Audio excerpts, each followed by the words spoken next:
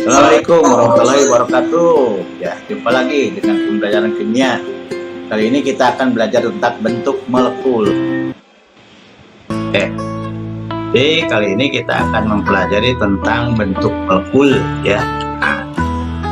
Nah, pengertian dari bentuk molekul, ya, itu menggambarkan kedudukan atom-atom dalam suatu molekul. Nah, tentunya kedudukan atom-atom dalam ruang 3 dimensi dan besarnya sudut-sudut ikatan yang dibentuk dalam suatu molekul, ya.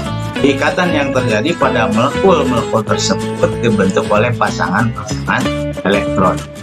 Dan juga materi tentang partikel materi ini, ya, ini sudah diberikan, ya. Jadi kita harus memahami, ya. Partikel materi kan merupakan bagian terkecil yang menyusun suatu materi atau zat, ya. Kemudian juga setiap materi atau zat itu mengandung partikel-partikel kecil yang menyusun suatu zat, dan itu dapat berupa atom, kemudian ion, kemudian juga molekul. Nah, ini yang akan kita pelajari sekarang kaitannya, ya. Sampai saat ini belum ada yang mengetahui bentuk partikel terkecil zat. Para ilmuwan berupaya mengembangkan beragam modelnya dari data yang, ya, tentunya yang ada, ya. Kemudian tentang partikel materi, ya, ini kan ada yang disebut dengan atom, ya, kemudian juga ada yang disebut dengan ion, ada yang disebut dengan molekul. Nah, ini juga harus sudah dipahami benar, ya. Jadi kita tahu bahwa atom itu partikel terkecil yang tidak dapat dibagi-bagi lagi, kan? Kata atom A, tidak tomos terbagi, jadi tidak dapat dibagi-bagi lagi. Dan ada ion, ya. Ion itu merupakan gugusan atom yang bermuatan listrik, ya. Karena itu ada ion positif, istilahnya disebut kation, dan ada ion negatif disebut anion, ya. Kemudian ini molekul, ya. Jadi molekul itu kumpulan dua atom atau lebih yang ada di dalam suatu susunan tertentu terikat oleh ikatan kimia. Nah, itu tentang molekul, ya. Nah, kemudian, ya, materi atau zat tadi kan ada yang disebut unsur, ya.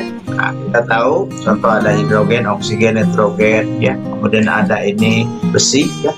Kemudian Zn, seng, kemudian Cu, tembaga, dan lain-lain. Contoh senyawa, ya, misalnya ada air, kan, ya. Kemudian ada ini glukosa, ya. Kemudian ada garam dapur nih, NaCl, ada HCl, asam lambung, dan ada asam sulfat atau air aki, ya, ini, ya, akumulator, ya. Dan juga ada campuran, ya. Campuran, ya, kita tahu kan, kalian sudah mempelajari, ya. Contoh ada larutan gula, air plus gula, ya. Dan ada sirup, ya, dan air plus gula plus kopi juga itu merupakan campuran. Nah, molekul, ya, contoh ini tolong diperhatikan. Contoh molekul H2O. Berarti kan dalam senyawa air kan disusun oleh dua unsur hidrogen dan satu unsur oksigen. Nah, itu dalam senyawa air. Di dalam senyawa air itu disusun oleh dua atom hidrogen dan dua unsur hidrogen dan satu unsur oksigen, itu dalam senyawa. Tetapi dalam satu molekul air ini disusun oleh dua atom hidrogen dan satu atom oksigen, ya. Nah, mudah-mudahan bisa dipahami itu, ya, beda antara senyawa dengan molekul. Jadi kalau misalnya ada dua molekul air, maka, ya, molekul air tersebut, ya, disusun oleh 4 atom hidrogen dan 2 atom oksigen. Jadi kalau ada dua molekul, karena kalau satu molekul kan disusun oleh 2 atom hidrogen dan 1 atom oksigen. Jadi otomatis kalau ada dua molekul, maka kalikan 2, berarti disusun oleh 4 atom hidrogen dan 2 atom oksigen. Nah, itu, ya. Oke. Nah, berikutnya, jadi yang menjelaskan tentang bentuk molekul itu kita kenal dengan teori PSFR, ya. Ini dari singkatan dari valence shell electron pair repulsion.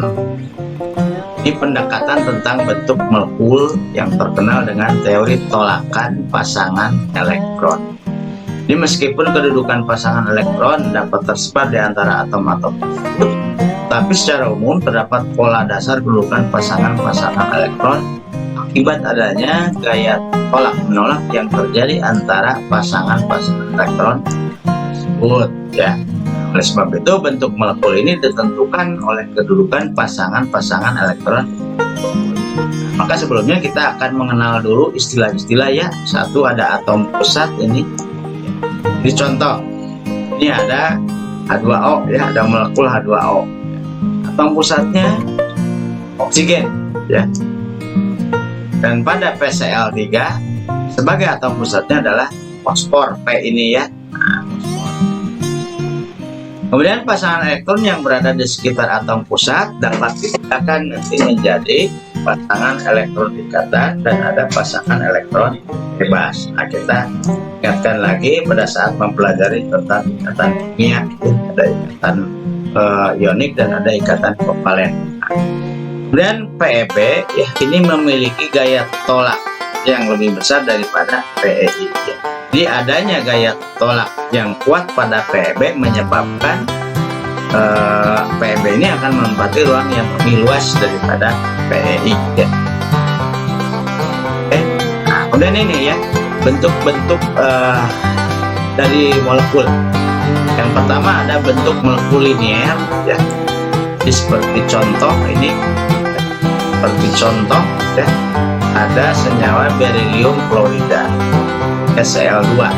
Ternyata bentuk molekulnya linier, ya.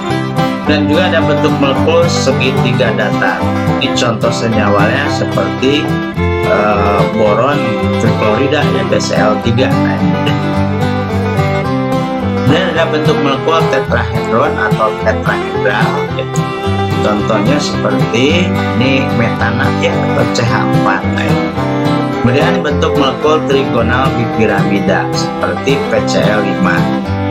Ini kita lihat saja dulu bentuk-bentuk molekulnya seperti ini. Dan juga ada SF6.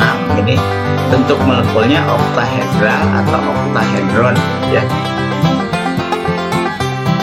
Oke. Nah, dan kita prediksi, jadi bisa memprediksi bentuk molekulnya seperti apa setelah kita nanti mempelajari, ya, atau membuat yang namanya rumus kelompok molekul atau tipe, ya, molekulnya. Lalu kita dengan tabel ada data bagaimana bentuk molekul. Jadi tadi kita sudah mengenal ada atom pusat, ya. Kemudian ini ada X, atom lain yang diikat oleh atom pusat. Dan kemudian ada E, ini pasangan elektron bebas atau PM. Nah, ini contoh soal, ya. Tentukan rumus kelompok molekul dalam bentuk molekul berdasarkan jumlah pasangan elektron ikatan dan pasangan elektron bebas untuk BeCl2, misalkan tadi yang sudah dicontohkan, ya. Kita tahu ini nomor atom Be, ya, 4, kemudian Cl 17. Jadi langkah-langkahnya buat struktur Lewisnya seperti biasa. Nah, ini sudah dibuatkan, kita tahu, ya, bahwa Be kan nomor atomnya 4, ya. Arti elektron valensnya kan 2, ya, Fe-nya 2. Dan kita buat struktur Lewisnya yang warna kuning bulatan ini elektron miliknya dari Be, berilium, ya. Kemudian juga Cl, elektron valensinya kan 7, ya. Masing-masing ada 7 ini untuk 2 Cl ini, ya. Nah, dan kita pasangkan ini, ya.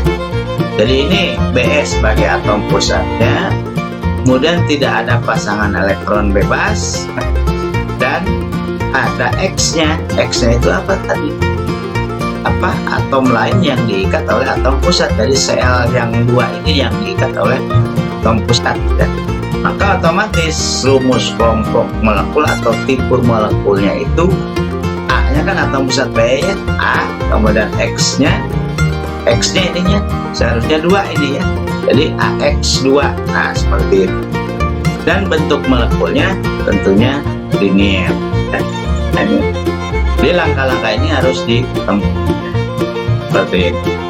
Tapi intinya tentukan atom pusatnya, kemudian ada X-nya atom lain yang diikat oleh atom pusat, kemudian tentukan pula ada tidak di atom pusat itu yang namanya pasangan elektron bebas. Ya. Ini contoh yang kedua ya. Tentukan rumus kelompok molekul atau tipe molekul dan bentuk molekul berdasarkan jumlah pasangan elektron ikatan dan pasangan bebas untuk NH3 atau amonium ya. Nah, seperti biasa kita buat untuk amonium kan elektron valensinya kan 5 ya.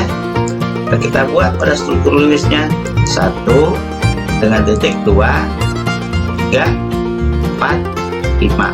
Sedangkan untuk H kan masing-masing 1 Fp-nya, 1 untuk H ya, 1 untuk H yang ini dan 1 yang ini. Nah, di sini kita lihat ada pasangan elektron bebas PEB sebanyak berapa? 1 pasang. Maka otomatis ya untuk rumus tipe molekulnya tentunya atom pusatnya kan N ini ya. Maka A ya, A saja kan. Kemudian ada X-nya. X-nya itu apa? Atom lain yang diikat oleh N, ada 3 yaitu H ini kan 1, 2, 3, maka AX3. Kemudian ada PEB, E-nya 1 pasang pada atom pusat, bukan pada atom X ya, atau atom yang lain, tapi atom pusat untuk PEB-nya, maka AX3E ini untuk tipe molekul atau rumus kelompok molekulnya ya, AX3E. Dan bentuk molekulnya kita lihat ya, kalau AX3E kan yang ini, AX3E yang ini. Nah, ini kan bentuk molekulnya bipiramida trigonal. Nah, ini untuk NH3 ya, seperti itu.